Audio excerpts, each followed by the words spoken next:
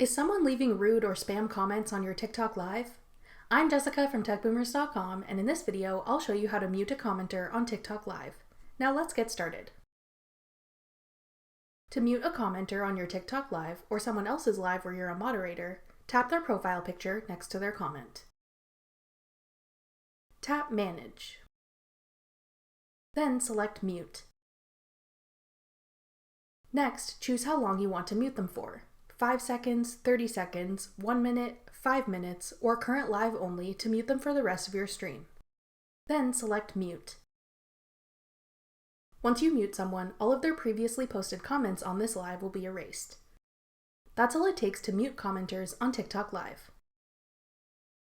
Thanks for watching. If you found this video helpful, we'd love it if you'd hit the thumbs up button below and subscribe to our channel. We put out great new tech tutorials like this one every week.